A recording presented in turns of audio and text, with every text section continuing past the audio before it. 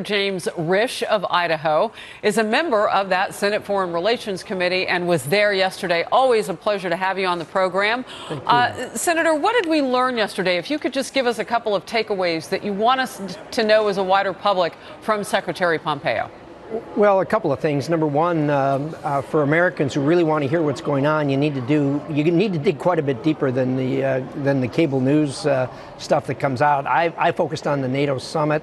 All that came out of the NATO summit on our news cycles were the spat between the president, who's trying to rightly get the other 28 members of NATO to do what they're supposed to do and committed to do financially. Certainly there's a disagreement on that. But look, the president believes, I believe, Secretary of State Pompeo believes this is the most successful military alliance in the history of the world.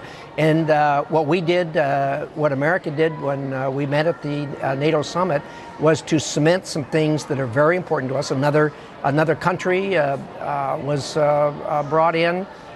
We talked about the counterterrorism things that we all have a real intense interest in and move forward on that.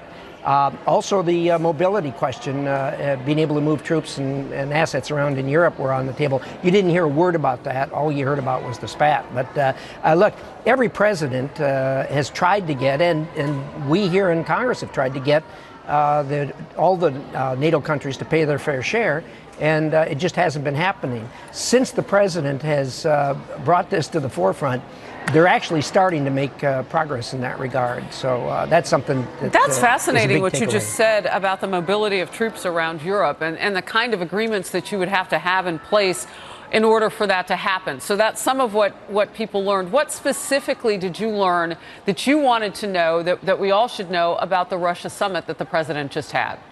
Well, I think primarily there was a real focus on troop mobility. That's one thing that's important. And getting Montenegro in is another country, particularly where it's as strategically located as it is. Both of those are incredibly important, but really didn't get any play at all out of the summit. And North Korea was a focus yesterday as well, and there were some points there that we learned. And what made an impression on you with regard to what comes next with North Korea? Because they don't seem to be doing what they say they're going to do, and then yet we get reports that they're dismantling a specific test site.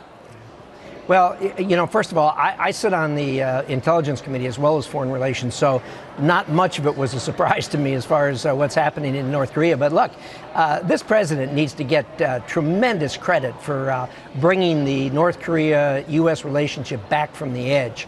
The North Koreans are doing not just talking, but doing. In the past, all they did was talk, but they've done a number of things that have indicated that they are going to move forward with what they said they were going to do, and that is move towards complete denuclearization of the Korean Peninsula. And Secretary of State Pompeo was very, very firm on that, and talked about the kinds of things that he could talk about in an open setting that the North Koreans were doing. Yeah, you know, I mean, this is a person who led the charge by meeting with North Korea's top spy chief before he was even nominated as Secretary of State. They were equals when he led the CIA, so it is interesting to get his take on it. But most importantly, it's an expertise point that very few people actually have anywhere in terms of being able to sit down with North Korea. A real quick question. Is it just the function, do you think, of the news cycle? Because I hear you taking a couple punches of how cable news covers the headlines and whatnot, and I hear you on that. But is it just that function, or is there something about this administration that is neutralizing things like discussions with North Korea to the point where we can actually talk about it and it's not just war on the precipice of war all the time? You know, that's a really good question. First of all, I get the news business. It's got to be interesting enough that people will watch. Thank you. Having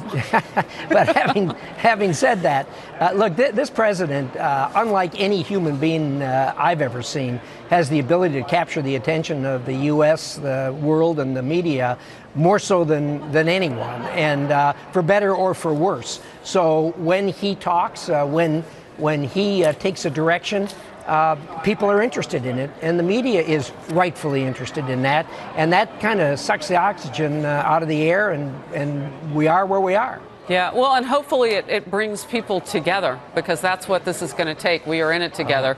No question about it. Yeah, absolutely. Senator Risch of the great state of Idaho, thank you for your time, sir. Thank you, Harris. Always glad to be with you. Thank you for having me. Sure. Well, the Trump administration